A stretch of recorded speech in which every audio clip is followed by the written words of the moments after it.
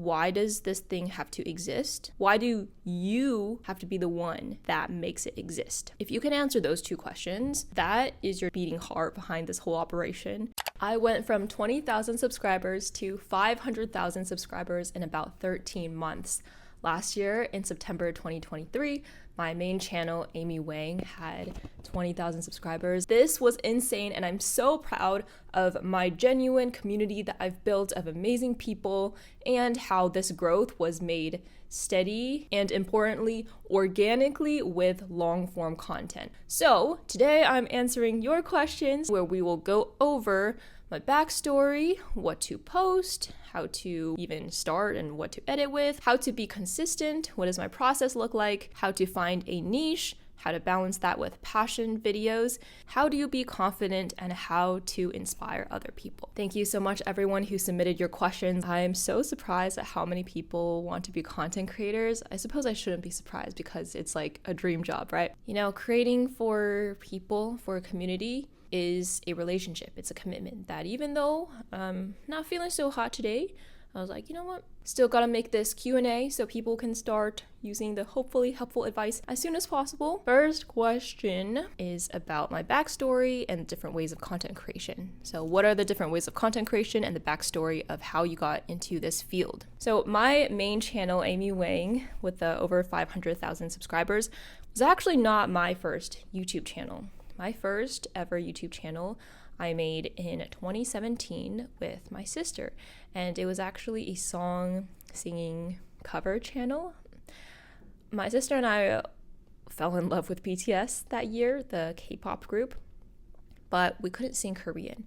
We always loved singing karaoke ever since we were kids on road trips, Taylor Swift, Miley Cyrus, you know, all the Disney Channel bangers, but we couldn't sing K-pop songs. So we thought of the idea to rewrite the Korean lyrics into singable English ones. So consider tweaking the direct translation such that it maintains as much of the direct meaning as possible, but it will rhyme, the pacing and the rhythm and the emphasis on syllables will sound right, as if it could have been originally written in English. We made these lyrics into karaoke videos and sang covers to show how you would sing these lyrics. The most important part about this first YouTube channel is the fact that we created this out of an itching to help other people. We had this idea that not only we knew would help ourselves, but we knew that this was a hole that could be filled within the entire YouTube world, or like the entire online space, to be frank, internationally. So that's a huge key. It's like when you see this hole that you can fill, then of course, once you start making that quality kind of video, people are going to flock over because this was a need they had. And you would be surprised at how large the world is. Like, there is an audience for almost anything that's quality, at least, you know? So whatever speaks to you, like this idea spoke to us, it will probably speak to a lot of different people too, because you are a unique individual, but many people have similar interests, or like if you have friends, right, they vibe with you. So basically, when you're creating something that resonates with you so deeply, then that's going to by chance just touch the randos in the world who are meant to be your friend in another life. I became obsessed with creating YouTube videos because I got a positive feedback loop from viewers saying, thank you so much for letting me sing my favorite songs. Your voices are so beautiful.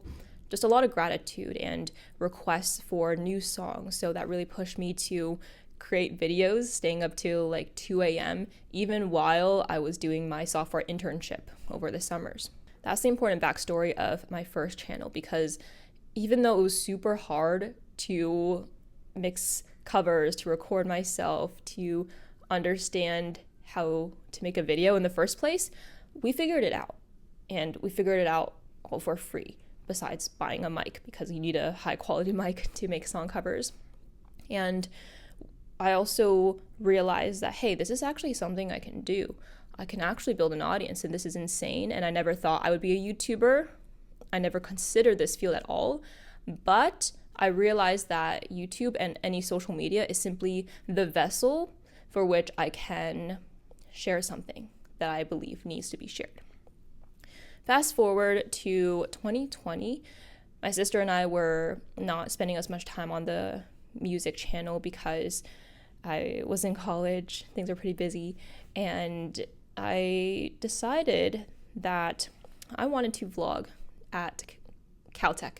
So Caltech, the California Institute of Technology, is my alma mater, and it's an incredibly unique school with fewer than 1,000 undergrad students.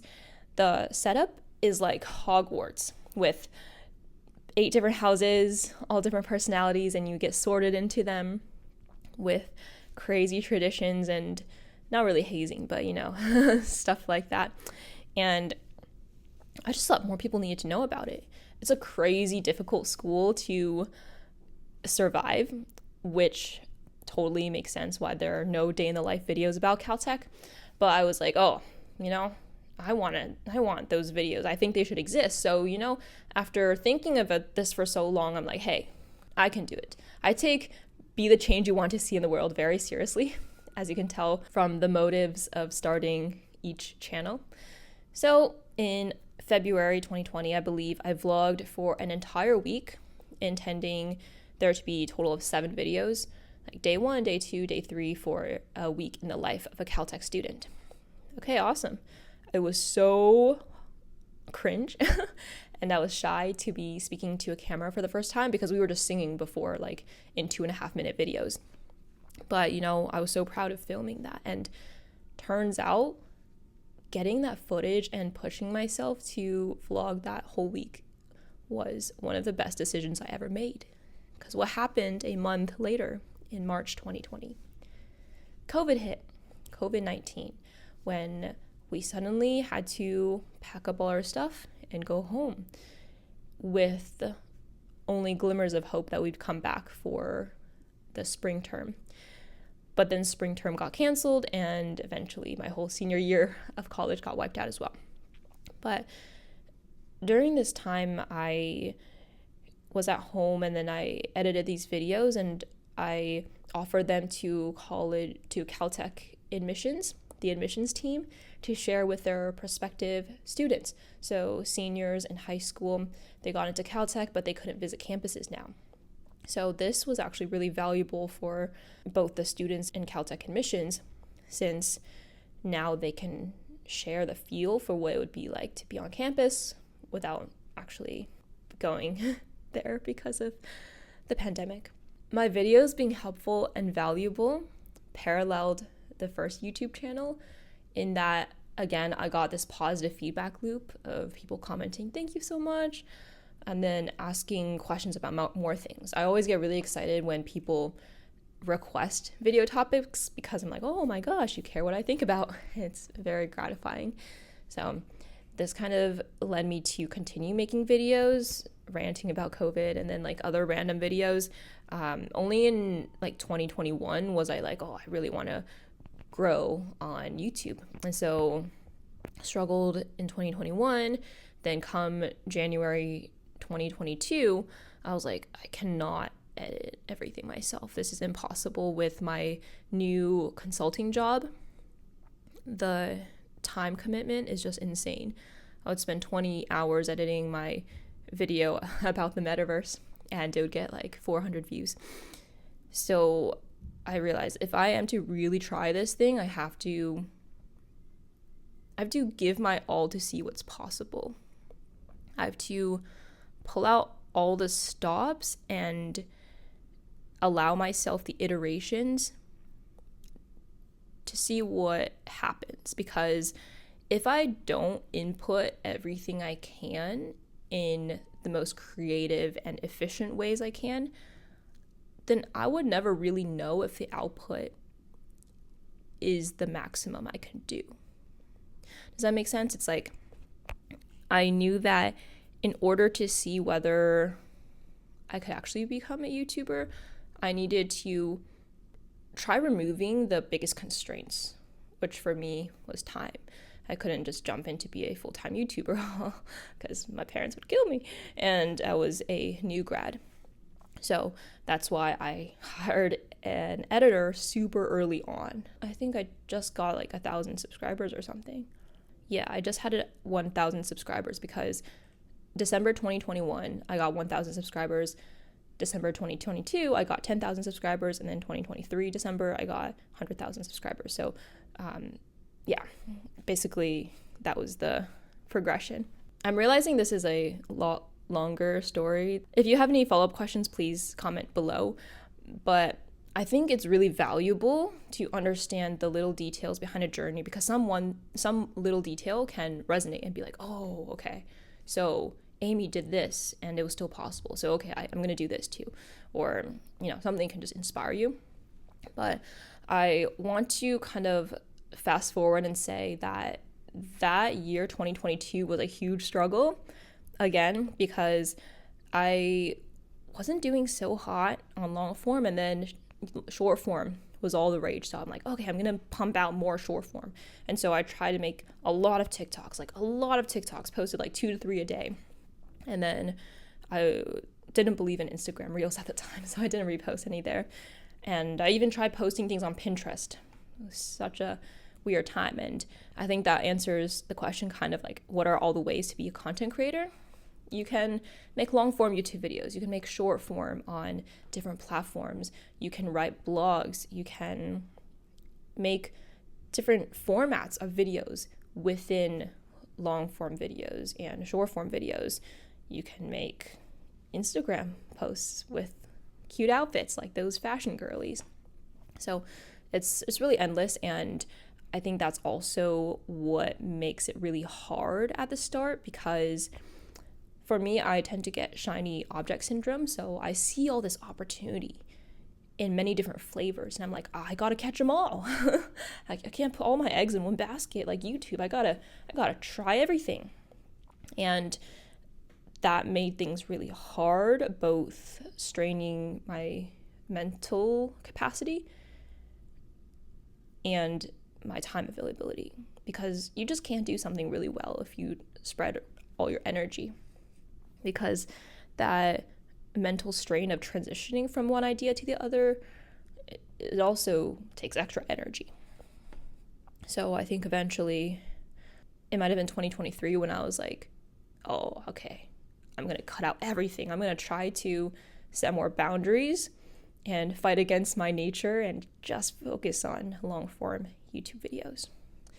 And eventually it panned out. The story is getting a little long, but I think we'll go into the other details when I answer the other questions in this Q&A. Oh, also thank you VCNILXA for the first question. And Shika asks, I'm quite confused about what to post for content creation. I think you should always start with, what do you want to share? I said this in my other video too, but the headline you have to understand when you are trying to grow as a creator is, number one, why does this thing have to exist that you're making or that you want to make? And number two, why do you have to be the one that makes it exist?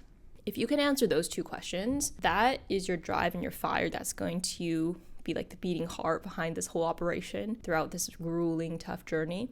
And it also will inform what you post and how you post it. And then it just becomes a way of discovering the kind of like flavor in which you deliver that message. I truly don't believe, as you can see from my past channels, that you should become a creator just because you want to become a creator. Like, that's kind of silly, right? Like, people want to become doctors. Well, some of them for the money and because of their Asian parents. People want to become doctors because they want to help people. They want to save people. People want to be lawyers maybe because they're logical and they like to debate. These are just examples, right? But I think like the best people in each field or profession are there because they have a bigger reason for being there. Either it's some kind of passion they have, or it's their natural talent, or where they're suited for. Maybe it's a combination of both, which is ideal. And so I think we should take the same approach to content creation, where content is just content, right? Like, you can see so much brain rot and like content that doesn't need to exist out there. Personally, I think there's a ton of trash out there, and the trash content out there isn't what grows a sustainable, long-lasting, profitable brand.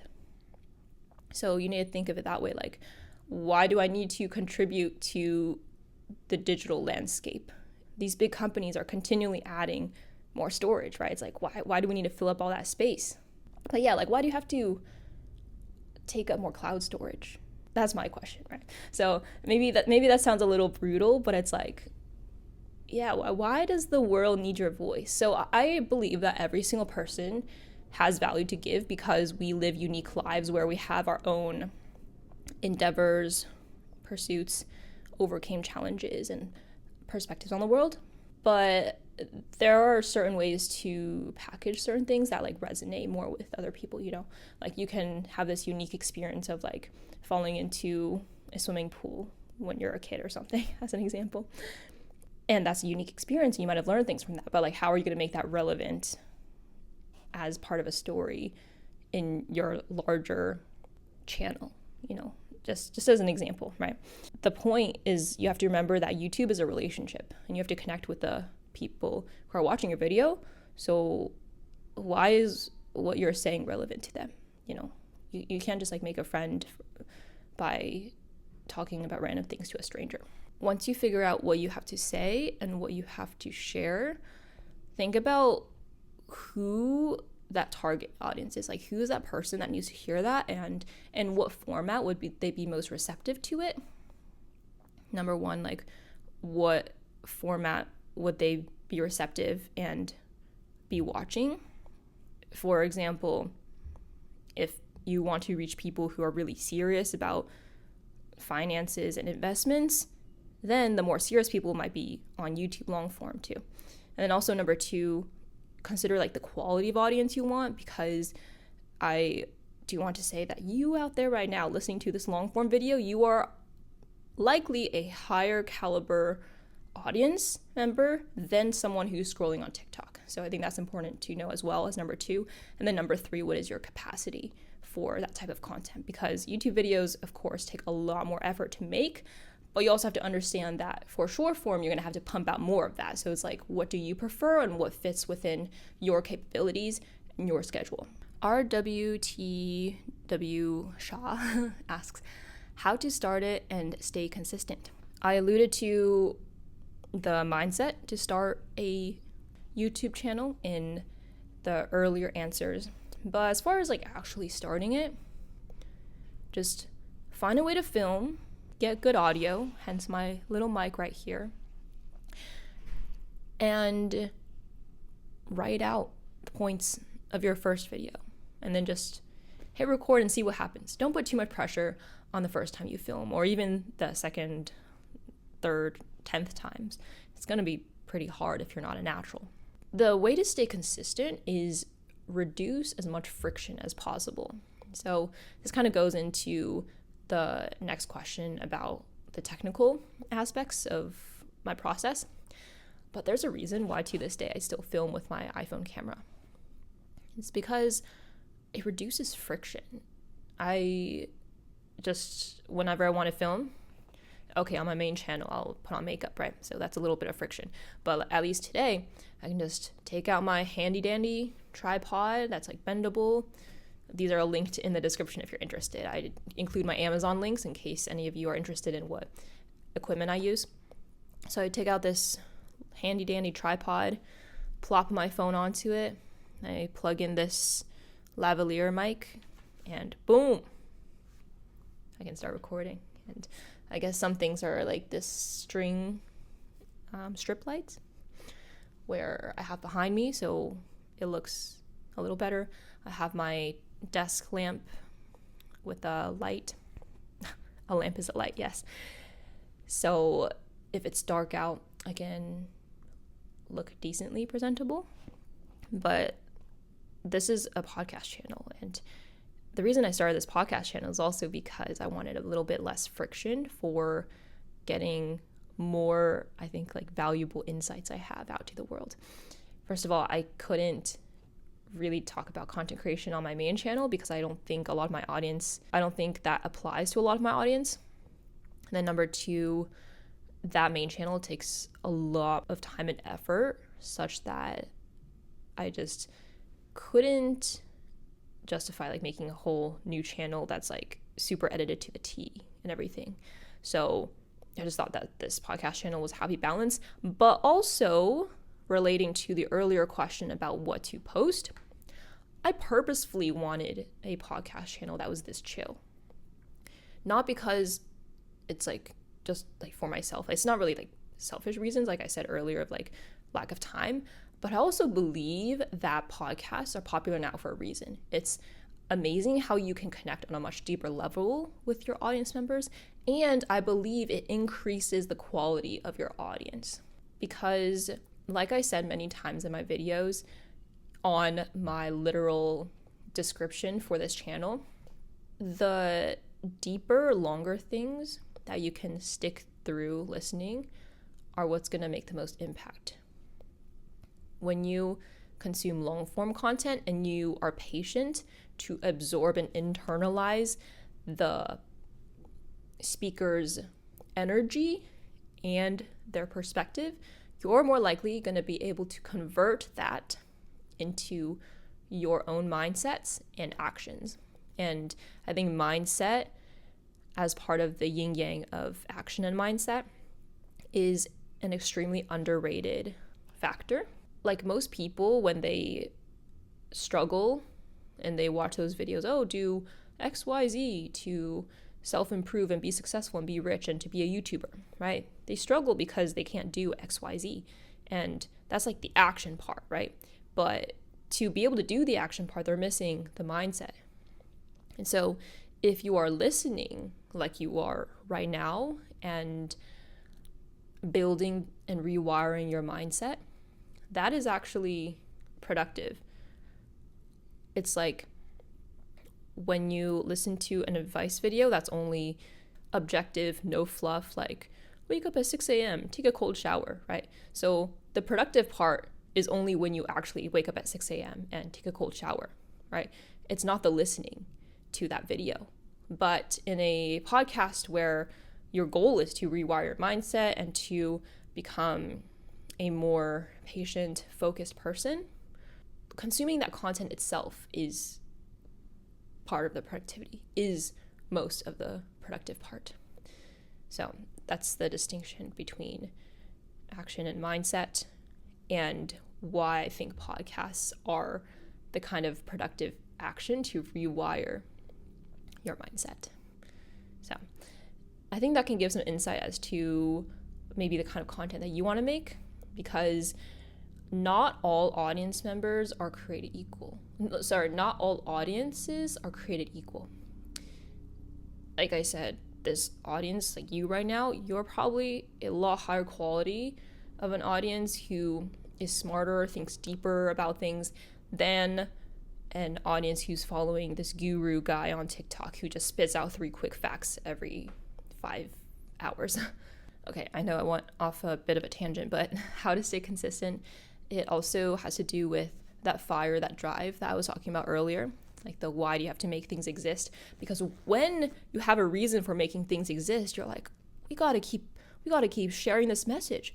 We ain't reaching enough people who need this message or my story, so we gotta keep making videos. So that's really important as well. I'd say your environment's really important. My fiance, fortunately, he's very supportive. He doesn't really understand what I'm doing mostly though, and it is an incredibly lonely journey because you are the innovator and no one can understand that as well as you. Many people will not be on the same path as you, but if other people can support you, that makes a world of a difference.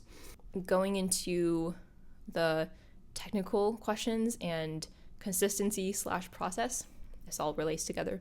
So Jod asks, what do you use to edit your videos? I edit with Final Cut Pro primarily, short form and long form.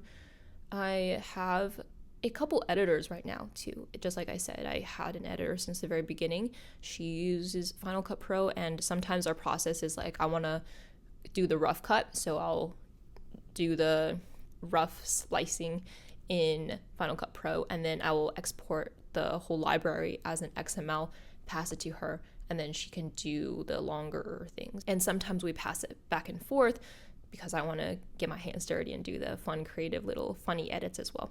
So that's kind of the way that I do editing. As far as the whole process, okay, so let me go through the workflow.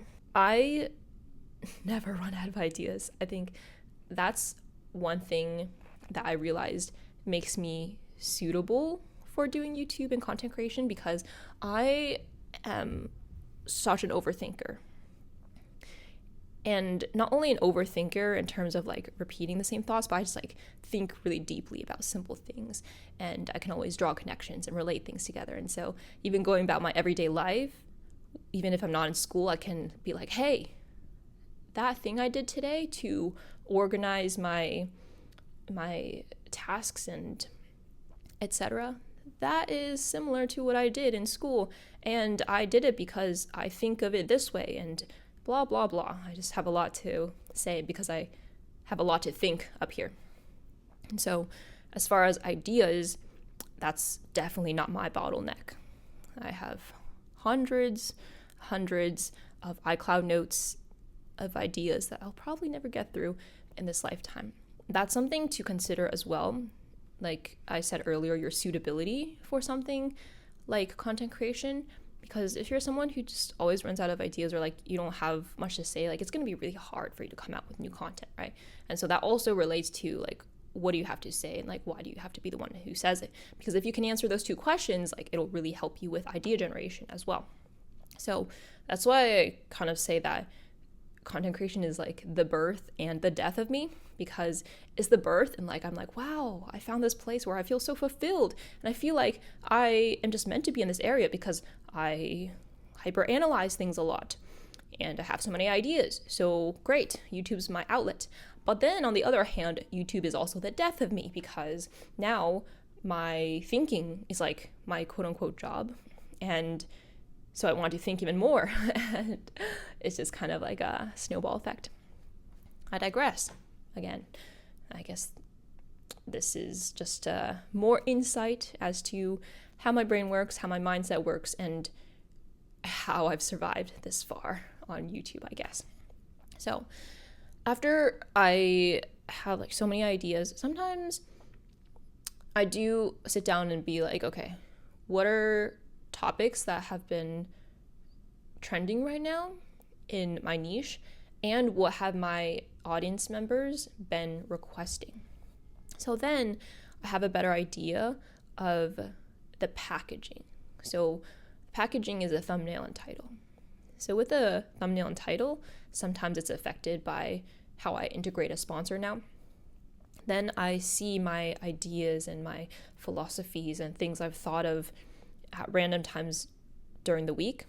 I see how I can take those brain dumps and synthesize them into that one packaged topic. Once I do that, then I will, write things in a more structured way. My intro will be a little more word for word written script, but the rest of my script is more like an outline, not a script word for word, because I like to talk a little more candidly, and I think it's a little easier to film, honestly, when you write an outline instead of a script that you have to follow word for word. So that's what I discovered as good for my workflow. Then I try to be a little ahead on having these scripts / outlines prepared. So then when I know that I'm going out Thursday night and I have to wear makeup, I will try to plan my showered days so my hair is not oily with that night when I have to wear makeup, and then I'll film on that day. I try to batch film if I can, like 2 videos each time, so this really increases efficiency. My hair is washed and cleaned. I have to put on makeup anyway, so then I just put on makeup, film the 2 videos, get on my event, and it's always such a relief at the end of the day. I still get nervous when I'm filming my videos. When it's a filming day, I'm like, oh, I have to be so perfect. But sometimes I realize, like, I just try to take a step back and be like, hey, my audience, they're my friend. They're just normal people behind the screen. So if I can just let go and be my normal self and talk to them like a friend, then I'm good to go. That's how I try to think about it and reduce my nervousness. Once I have my footage, my whole system is via Apple iCloud. I used to be an Android fellow, but my fiance has wholly converted me into the Apple ecosystem. So I film on my phone, airdrop it to my laptop, goes into my respective folders, which are already shared with my editor. I use my Notion board, and then that's also shared with my editors, and I just message them and be like, hey, this video is ready for you to edit, and the deadline is also already in the Notion board. So then my editor edits. I love parallel processing things, so I like going about my other work, going to events, doing other chores and tasks, knowing that my video is being created in the background. I'm so grateful for my editors. They're amazing. And then I will review the videos at least 3 times. I think on average, I'll make the thumbnail, title. Well, no, actually, the title is already thought of, hopefully, like before I even start making the video. Thumbnail, I also already have an idea of, but sometimes I will still have to think of it to optimize it. And then I'll make the thumbnail, of course. I make it on Canva. Yeah, I think that is it. Again, like, I know you are all of like different experience levels and backgrounds and goals in YouTube, so it would be super helpful if, like, with each response, if you have something to say, like, just comment it, and then I can get to know you as an audience better, so I can help you better too. Because now I'm realizing, wow, like, this process is so huge that, like, I really hope, like I said earlier, giving these additional details will be helpful. I know I would have found it helpful when I was on the start of my YouTube journey. Our queen asks, how long does it take you to film the study tips videos?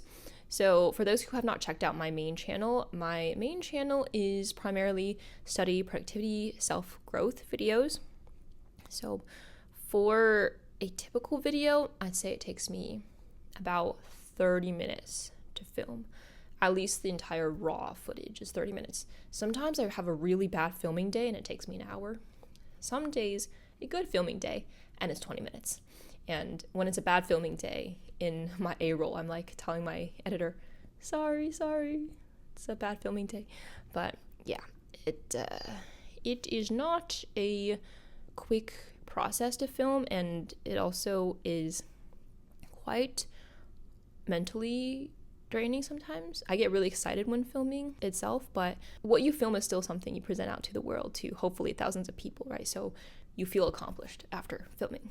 Okay, Abby X Art left a sweet comment and asks about consistency, which I touched upon earlier, but also she says, my biggest problem with content creation is inconsistency and just not having enough time to edit my work and perfect it. So I was wondering how you keep a consistent schedule and how do you reach more people and push your content out?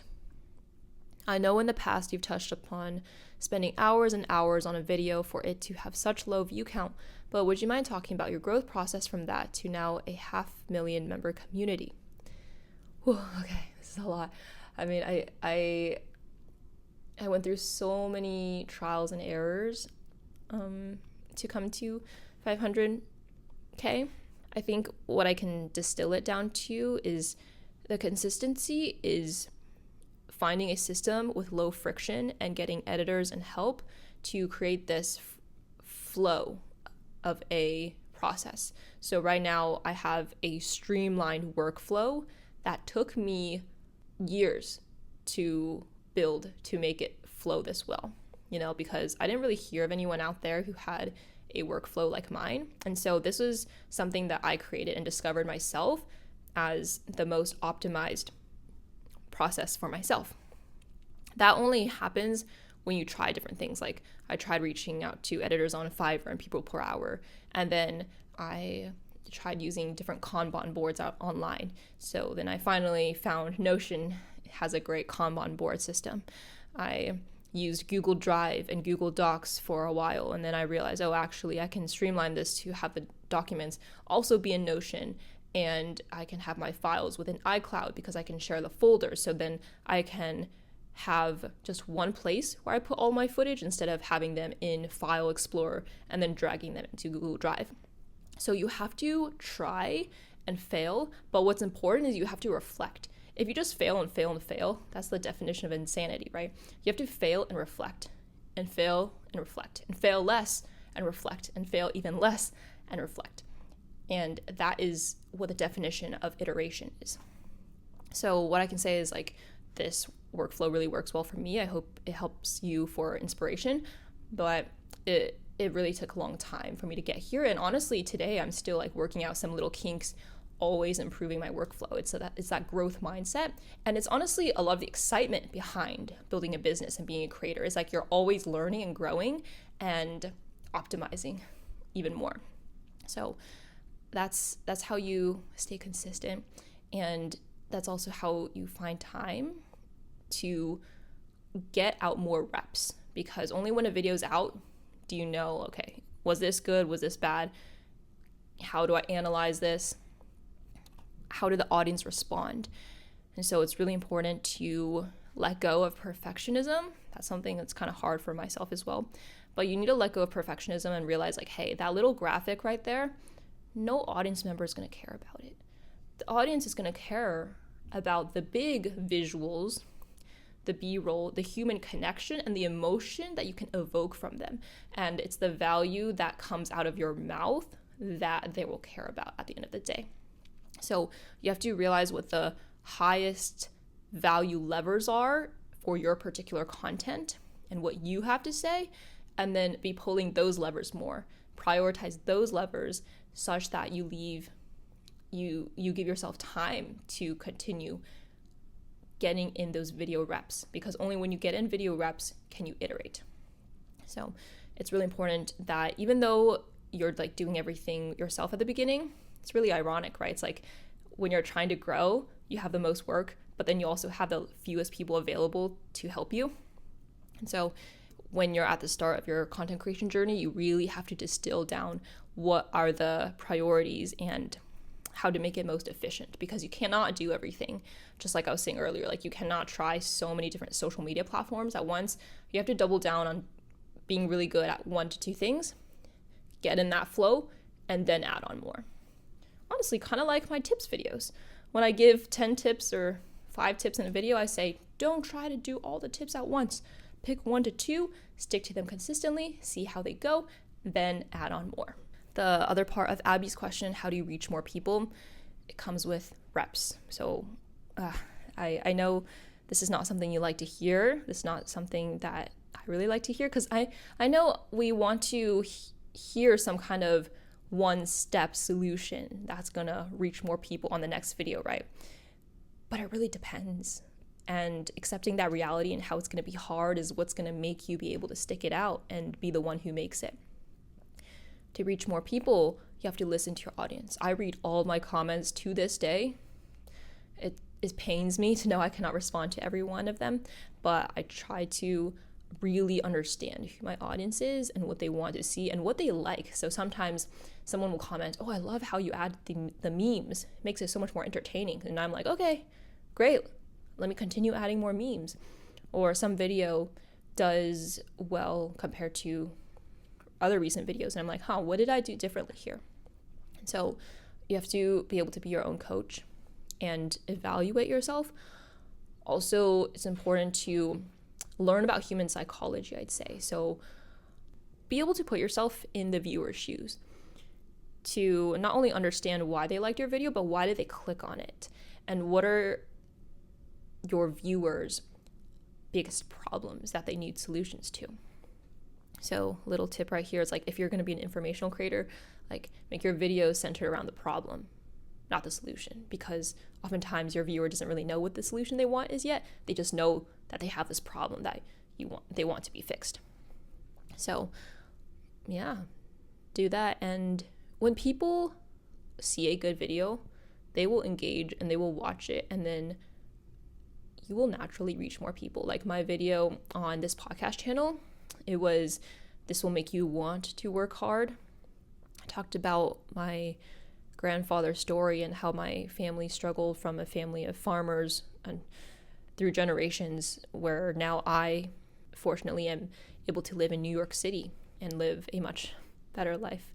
I feel guilty about this sometimes, but yeah, live a better life than my grandparents could. So that was a great story, very moving and touching universally. So even though I was a little like, no one's really made a video like this before, I think.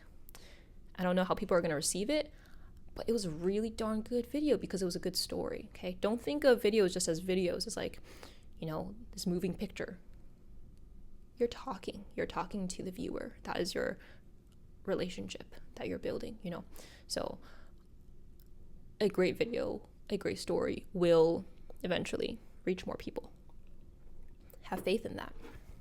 You've got to have faith, because otherwise how do you keep pushing on this difficult thing called content creation? Niche time. Manya asks, how do you find your niche, especially when you're not exactly an expert? And similarly, Melon Ellen, oh, that's a cute name, asks, how should we weigh choosing a strategic niche/theme, like aiming for higher views, money, etc., versus focusing on passion topics, but that may be less popular, for example? Is choosing a strategic niche that we feel less passionate about a recipe for burnout or demotivation? You are all asking some great questions. All of these questions. First of all, how to find your niche? I think I already answered this actually. Just like, what do you feel so passionately and strongly about? For me, when I was realizing about school and like productivity as my niche, it really started with me helping students with Caltech vlogs. And I realized students, we feel a lot of pressure nowadays. So any kind of comfort that we can kind of have from this big sister figure, a big sister that I never had personally, then that is something that needs to be in the world, is how I felt, and is as something I felt like I could provide, because I am a big sister, and I guess I've already had a lot of practice giving advice to younger folks. Also with school, I realized that I was in a very unique position where I did achieve a lot academically. Like I was high school valedictorian while being a varsity athlete. I went to Caltech where I got a 4.0 in chemical engineering. But it was funny because I also got that 4.0 while playing varsity basketball. And I don't think, correct me if I'm wrong, but I don't think I'm like that stereotypical book nerd that people think of, because that's what they see in movies, for example. And so I was in this unique position where I'm really passionate about living life to the fullest and having fun and pursuing passions like sports while still being academically successful. And my perspective was, okay, you become academically successful when you are simply a great person and you grow your human capital and your traits like resilience, problem-solving ability, analytical skills, soft skills, etc., determination, drive. All of these things that make you a great person that will succeed no matter where you go. That's the way I think students should approach school and getting straight A's. So I had this unique perspective that I realized, oh my gosh, I'm so passionate about talking about this. And like every time I watch a study video, like my blood just boils, like, I want to say something. And so that's how this niche popped out like a baby. And I suppose I should have realized this niche earlier, like I talked about in one of my previous podcast episodes, because I was always denying this part of myself that I was a good student. I was like, students are not cool. So, well, that sounds bad. I mean, top students who like getting good grades are not cool. And I'm also not a student anymore. So I was like, I cannot talk about this, but turns out you can. So don't limit yourself. Dig deep and be like, oh, who am I actually? What am I good at? What am I good at talking about? And embrace it. Be honest with yourself that is your strength, and that's where you should definitely use your quote unquote unfair advantage. So with me, like study videos, if you watch some kind of content out there and you're like, but there's not this that exists that I would love, or like, I have so much to say about this content that, I disagree with, or I can make this better. Go do it. Go in that niche where you have so much to say about, where you have so many opinions, and go execute the thing. Make it better. But as far as weighing the strategic niche with focusing on a passion project, what I said earlier about study tips and passion, it creates harmony, right? Because my niche also ended up being something I'm passionate about. However, I did not know I was passionate about the study niche per se. What I share in my videos is actually isn't directly related to studying sometimes. A lot of it's like thinking much deeper and like philosophies about life and like our mindsets. And so I think that's where you can combine your actual ideas and passions with a topic that a lot of people want to learn about and that people would click on. So you can find harmony in knowing your ideas, like I was talking about how I have brain dumps, and then you just creatively put those ideas into a quote unquote niche, right? Where the packaging is the niche. And of course, your ideas still have to be relevant to that niche, because otherwise people click and then they realize that you're talking about irrelevant stuff and they go away. But I think there are ways to combine that. And also, what's important to note is that sometimes the passion comes from when your niche becomes successful. So you can pick a niche or theme. Sometimes I don't really like the word niche. You can pick a theme that perhaps you are less passionate about, if you think strategically like that would be more successful and more fruitful. Because when it does become successful, you are gonna become more passionate about that niche. I read this in Millionaire Fastlane, I think, where the author said something like, sure, you can be passionate about playing basketball, but you can't just be passionate about basketball and get to the NBA. However, you can do like finance startups, which you're less passionate about, but once that finance startup makes you a millionaire, then you can play basketball all day, and you will actually be more passionate about the finance startup. So I think like success and growing something and having fun in that process, being an entrepreneur, that also is part of the passion and the excitement. I also have a friend who, she's so afraid of picking a niche because she's afraid of burning out. And I also had that concern at first, but now that I'm here, I'm just like, first of all, am still excited about my niche. Maybe it doesn't have to be the thing that you are top tier, starry-eyed about, but because I'm here with 500,000 subscribers, I'm pretty happy. I'm pretty passionate, So it's like, would you rather be in a niche or theme you're less passionate about and grow successfully and have fun doing that, and then you can dip your toes into other areas? Or would you rather be in an area that you're super passionate about, but that doesn't really fit a kind of need on the internet, and then you can't really grow in views, right? So I think you have to decide what your goal is for creating content in the first place. All right. Mystic Meg asks, and thank you all for your compliments and congratulations. So Mystic Meg asks, I'd love to hear your suggestions on confidence in putting yourself out there.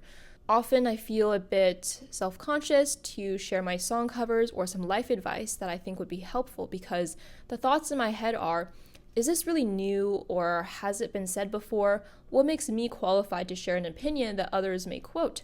Should I just not share and keep a low profile?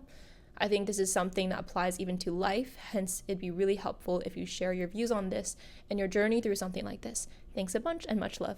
Oh, much love back. Yeah, I love how you relate this to life, because That's like my whole personality, I guess. It's like any question I get, I'm like, oh, this relates to life somehow and living your A+ life and blah blah blah. So confidence. If you watch my earlier videos, oh, cringe to the max, because I sounded like I was scared to talk to the camera. And it's really interesting because I think my whole personality before was like, I played scared in whatever I did that needed more confidence. I think maybe this is also growing up in the circumstances I had and being like one of the few Asians in my high school and like neighborhood and things like that. But even when I was playing basketball, for example, I would just play scared. I couldn't play to my best ability like I did in practices and make 3-pointers simply because I was unconfident. And then also in front of the camera, when I first started YouTube, I would play scared. But that doesn't really work, because the viewer can feel when you're not confident, and that energy makes people less able to stay, because people stay for someone who's like, who knows what they're talking about, who believes in what they're saying. Because if I, as a creator, believe in what I'm saying and I'm like, yeah, this is like my holy grail advice, then the viewer is also going to be like, yeah. It's like you kind of feed off that energy. So that context just shows like, yeah, I was not confident to start. And I actually posted a great story the other day. I'll pop it up here next to me for the visual listeners out there. When I was starting YouTube, I would always ask like, oh my gosh, how are the content creators out there so confident? Why are they always so good at speaking and they're just so like natural in front of the camera? And now I understand. Because when you put yourself into a really uncomfortable situation time after time again, and then you conquer it, and then you put yourself in even more uncomfortable situations, and then you keep conquering more and more, it's impossible to not feel confident. Content creators, at least that I know of and myself, are not born confident. We become confident by doing what no one else does. Like, imagine everyone starts at this base level of confidence. Well, of course, the people who try to like put themselves out there and film themselves and like make a fool out of themselves, like they're gonna come out being like, you know what, I'm pretty cool because I might have not been confident to try this, but I did it anyway. And now that I did it and I survived and I'm also thriving now, like, hey, I can do anything. Why doubt myself? Why doubt myself? And so, like, when I film, that's something scary and uncomfortable, right? But then, as a creator, you keep doing more and more uncomfortable things, right? Like, you end up talking to more people. You go to events with, like, scary strangers, and then you just keep leveling up and up. So I think that's a theme of the iteration. And I know there's another part of this question where it's like, how do I know if I can share this and put myself as a quote-unquote expert if I don't actually have that much experience, or if I'm doubtful of myself, or like Meg asks, is this really new or has it been said before? What makes me qualified to share an opinion? To answer this part of the question, I'm going to explain something really important to understand first, and then share what to do if you aren't actually an expert of the area you want to make content about. There's a difference between confidence and being delusional and deceiving your audience. First of all, I think that you, or most people listening, are probably honest people with integrity. So I'm not saying you're trying to deceive people, right? But I'm just saying that once people get desperate about creating an audience, maybe they will turn themselves into something that they're not. And authenticity is key, because YouTube is, again, a relationship. You have to be honest in your relationship. So I am considered a study tuber. I think I do a lot more than just study videos, but that's kind of the category that I've been placed into. And right now, there are always continually new study YouTubers popping up, being like, oh, how to be productive, blah, blah, blah. And a lot of these people are high schoolers, but they put themselves on the internet as if they're experts. I received this comment on one of my videos that I think illustrates it pretty well. So this person says, quote, "Kids nowadays think they are some insane geniuses after getting A+ in their exams and think they have become the ultimate productivity master. But in reality, they need to accept that videos like how I only study for 2 hours a day and ace my exam kind of videos are basically useless. The competition in Asian countries will overwhelm them and give them a reality check that you can't just become a study YouTuber without any experience and just an A+, but that you need experience and pure passion to become someone who is worthy of advising. I'm not against any rising young YouTubers, but they need to know their places. What is the point of basically copying someone? It signifies you do not want to provide any proper value, but you are doing it for the views." This is so important, and even I think more telling that this is from a viewer. It's not like from me, because viewers are not dumb, okay? The members of your audience that you want to be there, the people who are gonna make a high value audience, they are going to see through you if you try to put yourself off as an expert, okay? So I just want to make this distinction that you can be confident and express your opinions, but you cannot be like definitive, like, hey, this is what every person should follow because I know best, right? So the key is that if you play yourself off as someone with more experience or knowledge or credibility than you actually have, you will come off as just doing it for the views, which is never a good look. And it shouldn't be the approach you come with in the first place. So to become a YouTuber, it's not for the sake of being a YouTuber. Like you cannot want to be a YouTuber for the sake of being a YouTuber and to get views and to get money and whatever kind of perks there are. Because if you come with that goal, you are going to accidentally, subconsciously, naturally do, I think, some deceitful things, right? Like if views are the things that you have in mind instead of being your authentic self and sharing a message you're passionate about, then naturally you might gravitate toward being like, hey, I'm the expert at XYZ. And this commenter said, for example, the competition in Asian countries will overwhelm these students who want to be a study tuber giving advice, right?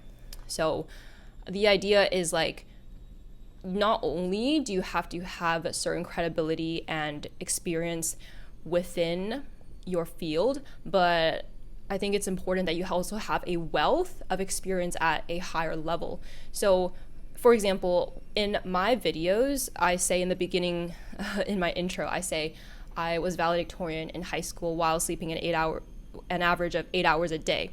I was also a varsity athlete. I did math competitions, earning top in the state. And I also graduated from Caltech, one of the hardest universities in the world, with a 4.0 GPA in chemical engineering, also while having a social life, staying healthy, and playing varsity basketball. And I worked in a Nobel Prize laureate's chemical engineering lab. This is a greater wealth of experience. And again, I'm just like sharing this as some context. Not to say that like just because you don't have credentials you can't make videos about studying, right? So this is just setting some background understanding. So this is being self-aware, okay? This is not bragging. My academic ability is top tier because Caltech is so hard and I struggled a lot, but I saw it through with my resilience, critical thinking skills, problem-solving skills, etc., right? So because I have this higher level caliber in the study field, I think that it makes sense if I speak in terms of a little bit more like, I think like this will help you. Because with my wealth of experiences and being at the highest level, I will know, okay, this can apply to people who are perhaps studying in Asia, where academics are also really hard, like about like maybe the same amount of toughness as Caltech, approximately same caliber, because I was studying at that caliber, doing math competitions, blah, blah, blah, right? And just like super busy with multiple commitments. And so that way I can speak to a broader audience where that this could apply to people in Asian countries. This could apply to high schoolers. This could apply to college students, and even some med school students and law school students will listen to me. And I'm not like saying I'm the smartest person in the world, and I'm not saying I could rock law school and med school, because I haven't done that. But my portfolio of achievements, those suggest that, hey, I have the qualities and that experience to back it up, that what I say could be of value on a more definitive level. Okay, so the difference is that still, I'm not going to say, hey, I'm a know-it-all. You know, I don't give that across. I only give my credibility to set the context as to why my viewer will not be wasting their time listening to my video. But still, like, I'm going to be my authentic self. I'm going to try to talk to the viewer as a friend, like I'm trying to help, you know, because I do see myself in every one of my viewers, because I struggled as well. Like, I wish I had an older sister to tell me those things. So I think regardless of whatever expertise you are at, like, you still should just be a good person, humble, you know, like, everyone's all on the same level, okay? People have different levels of experience, but no one is above each other. Okay, so there's that important context of putting yourself as an expert, for example. So what happens if you're not really an expert? What happens if you have opinions and you have, you know, valuable lessons that you think would be helpful to someone, just to someone else? Well, then remember that YouTube and like filming a video and speaking to your viewer is just like kind of like you speaking with a friend, you know? You don't have to put on any facade. You just state what you think and make it clear that that's what you think because of X, Y, Z experience. You just speak to them like you're looking out for them, or like just like a friend, you know? So I think if you are more of an expert, maybe it can be more from like a mentor perspective, but equal friends in experience can still give advice to each other, you know? So what's essential is if you are, for example, you want to become a study tuber, you're in high school. Yeah, there's going to be people in college who still want study tips. And I personally don't think you can say, hey, college student, this is what you should do, because you have not experienced freaking college. But what you can do is you can document your journey and make it clear to say like, hey, here's how I'm getting straight A's, and here are the struggles I'm going through. Like, you can be someone walking through your journey to learn how to be an academic weapon, but you cannot already say that you're an academic weapon. Does that make sense? It's like, I'll link a video down below, because I think I heard this kind of advice from someone before. Maybe it was Dan Coe, honestly. Dan Coe, I think he was saying how, similar to me, everyone has value to give. It's only like what kind of flavor you give it, where like to stand out in a niche and grow an audience, you need to show you have value to give in that area. So you have two options. One, you're an expert, then, you know, say all your expertise, your experience, your blah, blah, blah, that helps people a few steps behind you. Or two, you can be the friend going along this journey with your viewer to become that number one, first option expert. Everyone, I think, has value to give because of your unique experiences and the way you think about things, but it's about the way you frame it. So to answer your question, it's kind of a long explanation. To answer your question, Mystic Meg, just because it has been said before doesn't mean you can't say it again, but you cannot say it in the same words and play it off as your idea. That would be plagiarism. You have to say things that come from you, first and foremost, from your brain and your heart. And then if it turns out to be what's already said by someone else, then that's fine, because you cannot own a universal truth, right? You cannot own a universal truth. Like, everyone is going to know, like, the sky is blue, right? It's not stealing an idea, but it has to come from you, and then you know why you say that. Because if you say something and you don't know why you said that, that means it's not really your idea. the important thing is like, oh my gosh, there are so many copiers on YouTube, but that's for another discussion. You cannot hear something from someone and be like, oh, I love that idea, that tip, that's great, and then say as if you're the expert that came up with that. It can inspire you and jog your memory to be like, oh, actually, I did that as well to succeed in school. And then when you share it, you should share it from your own words, from your own heart, from your own journey and your anecdotes. In the original question, what makes me qualified to share an opinion? You don't have to be qualified to share an opinion. You simply don't want to frame your opinion as an absolute, as a universal truth that may apply to nearly everyone in your niche, if that makes sense. Like even me with some academic strengths, like I explained, in my videos, I will purposefully say, these are from my experiences. If the tip doesn't work for you, it doesn't work for you. It's not an absolute, and you should always be your own coach and see what works for you. Just take what I say as inspiration to help you and adapt it and customize it to yourself. So yeah, I hope that helps regarding your question about how to approach this in life as well. It's just be an honest person at the end of the day, and don't be afraid to say something, but it's like how you say it that matters. You know, still be confident and believe in who you are and trust your opinions and judgments, but remember that they're only your opinions and judgments. Does that make sense? And oftentimes those more subjective or like emotional, touchy-feely kind of statements or opinions, they will resonate with the viewer and make them feel like they're heard. So don't be afraid to share it. You have value to give.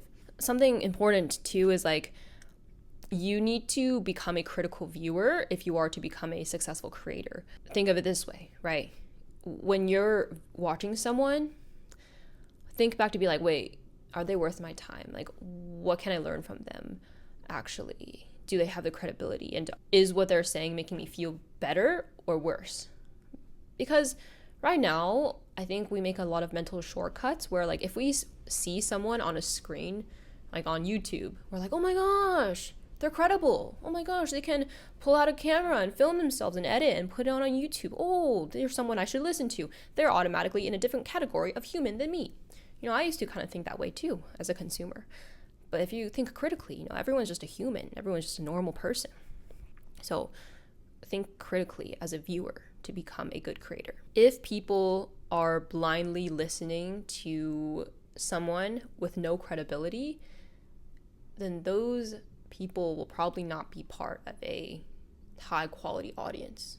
And this is my preference and my experience in what pays off in the long run as a successful creator. Someone who's not just chasing virality and things like that, because that's gonna be almost like wasted time, because you go viral once and you tried so hard for that virality and then you have absolutely no conversion into a committed audience, right? So that's why I emphasize that high value audience, is because I want a group of people who just resonates with me and like who I am. It's like my tribe, you know, because that's the fun about YouTube. It's like you find people who are just like meant to be friends with you, like in another life, you know. That's why that's my perspective on it. Like, you know, if you don't agree with that, like maybe my YouTube tips are not for you, but you know, that's why the beauty of YouTube. There's an audience for everything. All this comes full circle back to all of the advice that I said earlier. Okay, final question in part 1 of this YouTube Q&A. That's getting quite long. I hope everyone knows that this is a podcast, by the way, that like you can listen on the go, on Spotify, on Apple Podcasts. It's really meant to get deep and have a strong understanding above just quick TikTok tips. Because if you want quick tips, then yeah, go on TikTok. But you know, the most successful and smartest people become that way by listening to podcasts and books, long form content. Last question is from ngun_mm. How do I inspire people? If that's the kind of creator you want to be, then that's the kind of person you have to be. But it cannot be like, oh, I want to be inspiring and you become inspiring. See, when you ask how do I inspire people? That's very similar to asking, how do I be kind? It's not a question you can really answer. It's only something you can find within yourself. Inspiring people, how I think of it is, inspiring people are inspired by other things. And they can inspire themselves first and foremost. So that's two things. So how do you be inspiring? One, you can inspire yourself. And two, you are inspired by other things. So when you have certain qualities within yourself that you're proud of and things that you overcame and accomplished, you will remember those things and you can use that to inspire yourself to keep climbing higher and higher mountains. And so then when you realize that difficulty and all those trials were worth it and part of what makes a good life, struggles and overcoming them are part of what make a good life. It's not just sunshine and rainbows all day, then that's what makes you inspiring, because inspiring comes from challenges. It comes from things not being great and then you being the one to make them great. So you have to be able to inspire yourself first and foremost. And then number two, you have to be inspired. So this is why my Instagram bio for a while was inspire and be inspired, because I think it's so important to do both.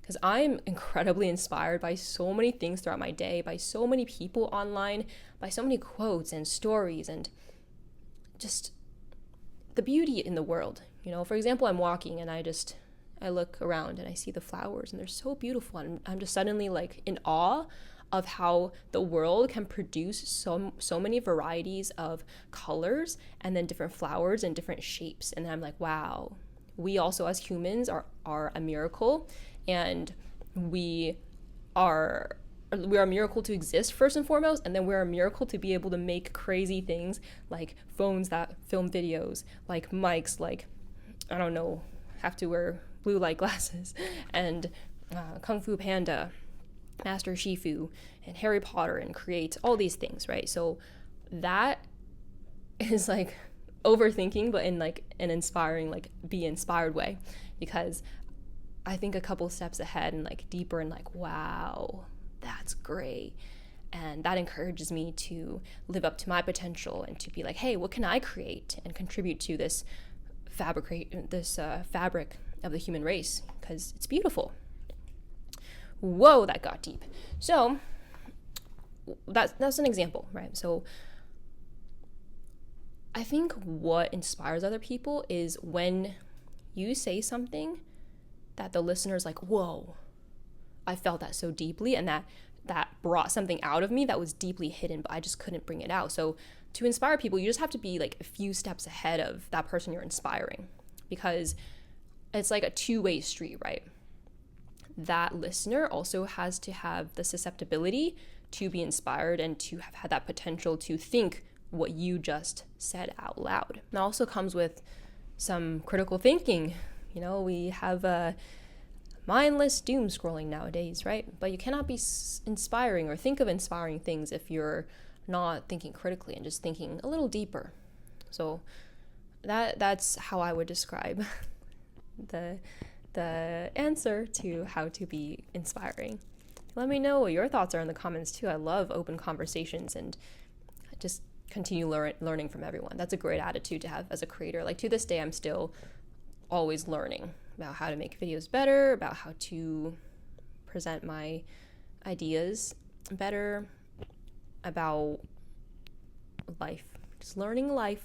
Speaking of the value of podcasts and long form content and internalizing and bathing in the energy of people you would love to be friends with or who you're inspired by, I have a newsletter. So if you would like more wisdom, inspiration, motivation, helping you find your drive, other things, you can sign up for my free newsletter. There are some letters that will be about studying, but I think, like my study videos, it's really so much more than just studying and reading books. And I think that you can learn how to be more resilient and all of the above by reading my newsletters. Like, don't subscribe to this channel, don't subscribe to this channel if you are just looking for YouTube tips, because that's not the point of this channel, this podcast, and anything I do, honestly. It's not a siloed one thing, because I believe that my advice's value is in the explanations, like the reasons behind them, and in the mindset, like how you think about things, because it's not helpful to learn from someone being like, oh, they said XYZ, so I'm going to do XYZ, but it's more like, can I understand why the creator said XYZ? So then when I'm faced with a new problem, an unfamiliar situation, I can think of my own solution and creatively problem solve that out. So yeah, that's why I say, like, definitely check out the other videos and episodes on this podcast, because they will help you become a better and the most successful kind of creator. Bonus tip, conversion rate is really important. I alluded to this when I said earlier, like, don't chase virality, because, for example, my sister, the other day, she got her first viral video on TikTok, and it reached like 130,000 views, and she was like, oh my gosh, and I was like, oh my gosh, good job. And she's like, oh, but I only got 30 followers from it. And I'm like, oh, dang. But that makes sense, because it was a viral type video and it went viral, and people will just watch it and share it and blah, blah, blah, right? They're not going to care that much about like the person who made it, or like see any correlation of that viral video to the rest of their content. So what's important is to care about the conversion rate of your content. So make sure that like the stuff you're putting out there is stuff that, if gone viral, that would convert people, that would convert viewers into subscribers, and then eventually loyal subscribers when they see the rest of your other content also being in line with that video that blew up. That'll also help you ride the wave, right? Because when you have a video that blows up, then other similar videos will be discovered by your viewers, and then like it'll be a domino effect. But you can't have a domino effect if your viral video attempts are all like unrelated. So pay attention to your conversion rate. That's going to save you a lot of time if you actually want to be a successful creator. So it's all about what you want at the end of the day, right? Like there's nothing wrong with chasing virality. There's nothing wrong with scrolling on your phone for hours a day. Okay, there's something a little wrong about that, because I think everyone should live their best life possible, and I don't think that's on a screen. But my point is, like, you have to understand what you want. That's what's going to apply. Because I see some people commenting on my videos like, oh, but I just want to make videos for fun. Like, I don't need you to be like giving me this brutally honest like preaching. And I'm like, my video was directed toward people who want to grow a following and not make it just as a hobby, So understand what you want and go chase it. Go get them. Actually attract it. That's the better attitude. This is becoming a longer outro than I expected, but I think also it's important to reflect about what were your strengths, because during COVID I roomed with someone from Caltech who I didn't know that well, but she would always like I would always like see her in her room, and she would just be playing this game on her phone like so many hours a day. And then I would be like making videos, I'd be like applying to different things, I'd be like just doing some like little extra like productive things. And again, no right or wrong, right? But it's like what you want. And then one day we were eating breakfast together, and she asked me like, oh, how do I do that? Like, why can you work so hard? And I'm like, I don't think of myself as working hard. I just think like, this is what I want. This is what I enjoy. And that's what makes it easier. And I said some other things I don't quite remember, but they probably are very similar to what I share on my main YouTube channel. But yeah, it's just, I reflected and realized, hey, after I said that, my friend said, wow, you're so inspiring. You make me want to get off my game now. And I realized like, oh, okay, maybe I have a knack for explaining some things, or like maybe the way I think of things can help other people get the lives they want to. So all these little things add up. You have to reflect. You have to reflect. You have to journal and reflect and get your head out of social media, because your brain is so valuable and has so many thoughts and ways you can think of things and analyze them that like you are doing a complete disservice to the amazing person you are if you don't let your amazing brain think. For those out there still listening, please don't write a summary. You know those YouTube comments where they write a summary with a little bullets like, oh, these are all the points, right? Well, if you are a creator, you probably know that you don't really want those kinds of comments because it decreases your watch time, and you know, you as a creator put in so much effort into the video and the podcast. It's like, oh, come on, man, don't just listen to the bullets. Don't just read the bullets. You know, to each their own. Just a reminder, you know, if you're a creator, then you know what I mean. Thank you for your valuable time. I'll see you in the next one.